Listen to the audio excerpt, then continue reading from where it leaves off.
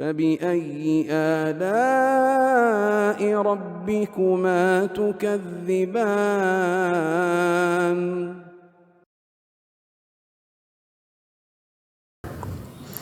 Baik. Kemudian setelah itu di pembahasan yang keberapa sekarang? Yang ke-11. Di halaman 22 kata penulis rahimahullah, ini kisah perbaikan Ka'bah ya, dan peletakan Hajar Aswad. Wa ba'da 35 hadar bunyana baitillahi lamma andathar wa hakkamuhu wa radu bima hakam fi wada'i dzaka al-hajar al-aswad tham. Ya, kata beliau setelah mencapai usia 35 tahun, beliau menghadiri apa? Pembangunan Baitullah, itu Ka'bah. Tatkala Ka'bah rusak oleh banjir. Iya, pemuka-pemuka Quraisy menjadikan beliau sebagai hakim. Itu makna hakkamu. Waradau bima hakam, meridai hukum beliau. Fi wada'i dzakal hajaril aswad tham, dalam meletakkan Hajar Aswad itu pada tempatnya. Iya. Baik. Di sini di tema beliau kisah perbaikan Ka'bah dan beliau menjadi hakim di situ. Itu pertama, apa sebabnya terjadi perbaikan Ka'bah itu?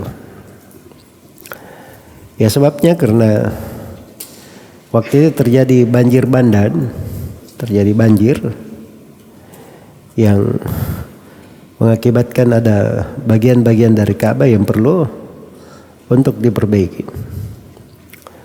Iya.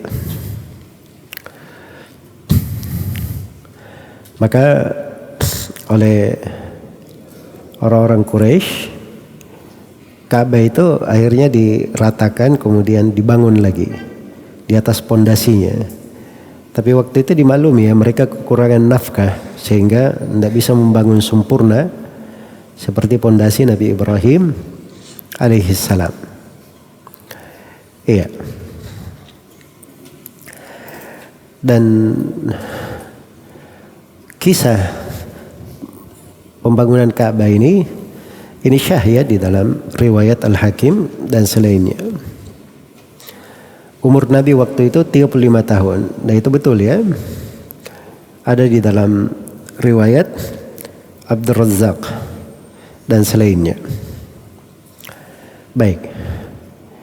Adapun Nabi SAW menjadi hakim di peletakan Hajar Aswad, itu di dalam kejadian yang populer. Ya, di dalam kejadian yang populer. Di riwayat-riwayatnya itu syah dari Nabi sallallahu alaihi wasallam. Iya. Yang disebutkan di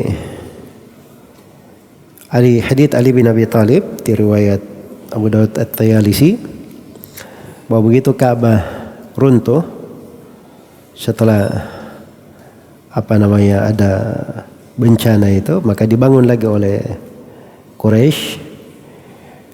Maka begitu peletakan Hajar Aswad, mereka bertikai siapa yang meletakkannya. Ya semuanya merasa berhak untuk meletakkan. Nah, ini orang Quraisy kan sudah antum bayangkan ya, banyak sekali keluarga mereka di situ. Iya, sudah banyak rumah Quraisy itu. Semua merasa berhak meletakkannya. Akhirnya mereka bersepakat bahwa orang yang masuk dari pintu Bani Syaibah, awal orang yang masuk dari pintu Bani Syaibah, itulah yang meletakkannya.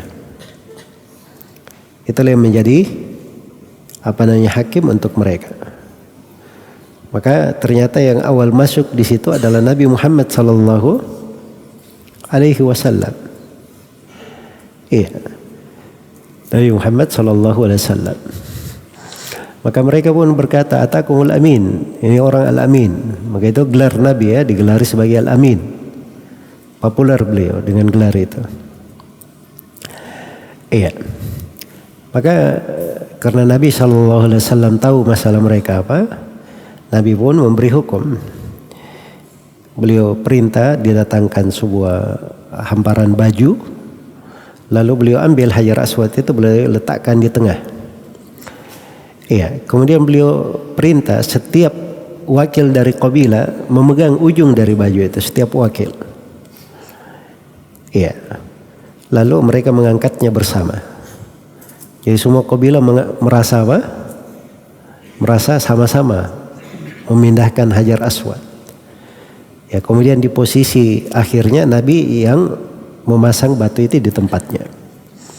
Jelas ya? Maka mereka pun sangat ridha dengan hukum Rasulullah sallallahu alaihi wasallam, dan itu menyelesaikan pertikaian mereka.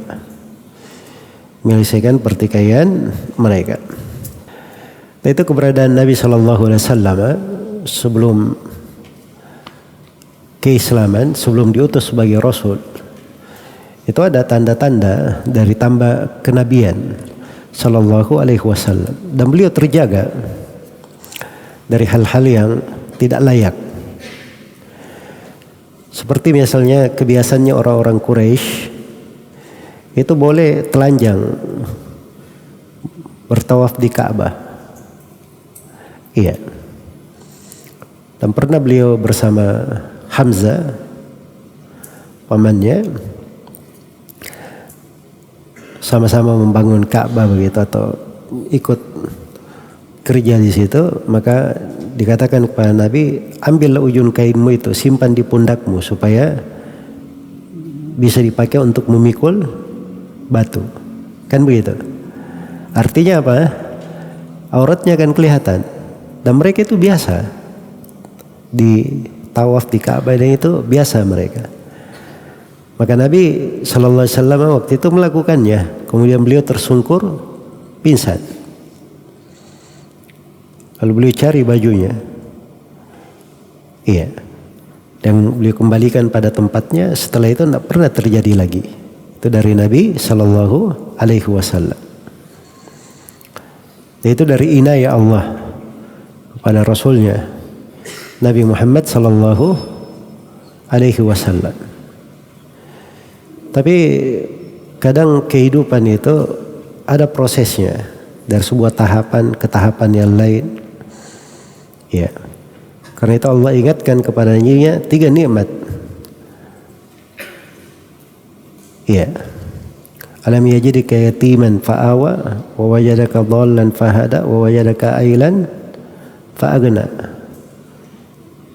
Bukankah kamu itu tadinya yatim,